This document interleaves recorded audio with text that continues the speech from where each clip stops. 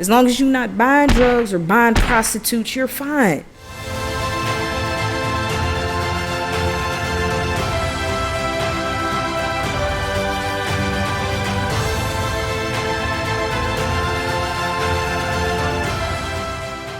All right, y'all, welcome back. It's been a minute since I seen y'all.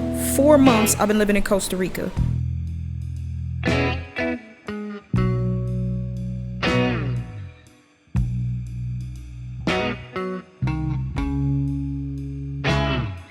And let me give you a breakdown on some of the things that I've experienced. Number 1, rent is very affordable here. Number 2, it's one of the most biodiverse countries on the planet. Number 3, you can find almost anything to do any day of the week. Number 4, the food is amazing. But the thing that people don't talk about is the rising cost of groceries. I have experienced some racism. I've also experienced situations in which people automatically expect for me to tip this substantial amount simply because I'm American, which is insane to me. And most of you already know that I dealt with a mold issue that I am still having lingering effects from. So now that we cover all of that, let me get down to some numbers. To live in Costa Rica, you need about $1,200, I would say, USD a month to be comfortable. This would include rent, groceries, and transportation, unless you come with your own card, and that's a different situation. You can stay here as a U.S. citizen for up to 6 months without applying for a long-term visa. So that gives you a chance to fill out the country, and then at that point, you decide where you want to go. For me, I absolutely love visiting here. I love vacationing because I have some problems with health as well as my vision. I don't think long-term this place would actually suit me, right? But still not completely shutting it out because I still got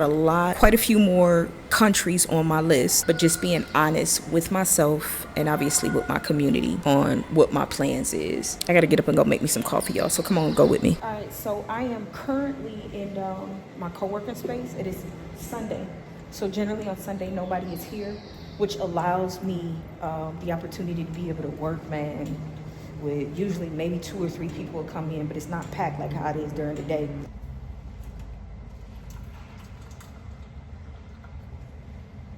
All right, let's get back to the business. So something like this I love, right?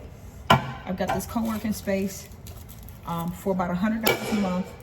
You got 3 different locations that you can go to, and you have 24-hour access, as well as you have access to private offices. Now, if I wanted to stay here more long term, I could actually get my logo. Living life, I'm enjoying life, and that's what I'm gonna keep on doing. Let's get back to talking and crunching some numbers. All right, so back to some benefits, man, of living here. Now, obviously, I'm in Latin America, so I have super affordable flights anywhere in Latin America for the most part, as well as, different areas.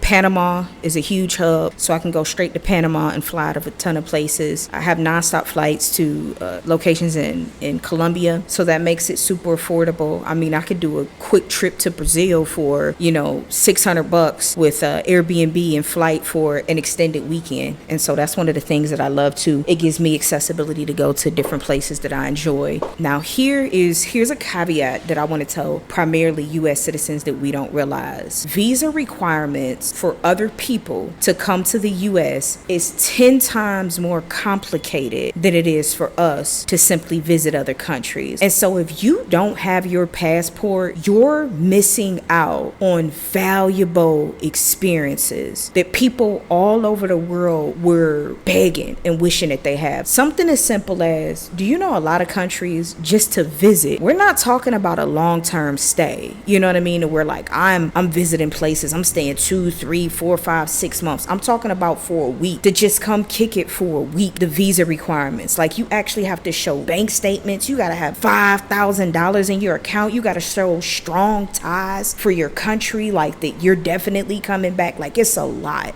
You got to pay $185, I think, application fee. We get our passport and we get to just explore the world. And so, man, if you haven't left the country yet, you are doing yourself such a great disservice. Please, please, please don't listen to these folks about how dangerous it is. Don't listen to none of that. As long as you're not buying drugs or buying prostitutes, you're fine. Go see the world, because the freedom that little blue passport that we have that allows us to travel is insane. How many people don't take advantage of it?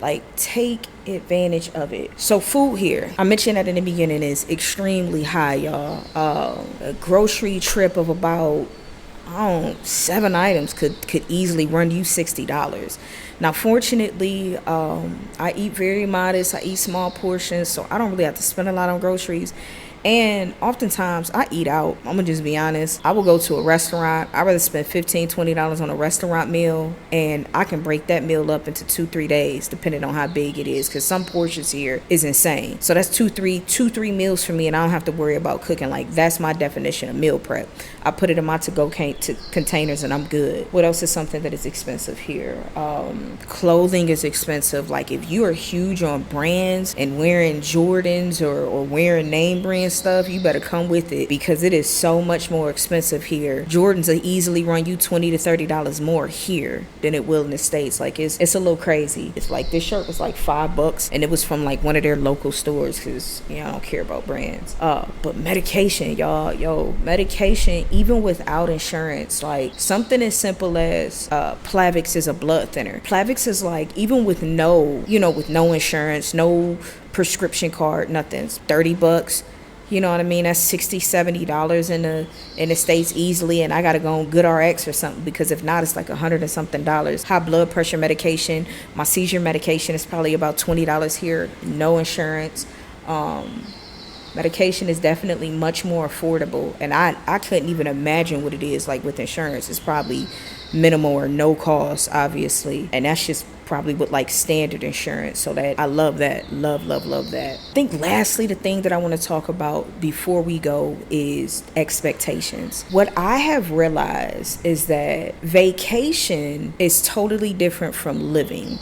And so vacation, I mean, the bar is like here, and you're having fun because you're in tourist areas and you're being treated like royalty. And then when you live here, it is totally different. So in a lot of areas, I really had to lower my expectations of what I thought it should be like, I should do, or what I should be doing. And for me, that's easy because I've had to shift so much in my life. Like, it just doesn't bother me. It's not a huge deal. I can turn that on and off. And so just make sure wherever you're going that you set realistic expectations. That's fine, but be able to adjust them as you move around, because things don't always work out the way that you want them to, but they're gonna work out for your good. So y'all come see me on the next video, and I will be doing more of these, like some detailed Q&As. So if you do get any Q&As, please drop it in the comments, so on my next video I can really answer some questions for y'all. But peace.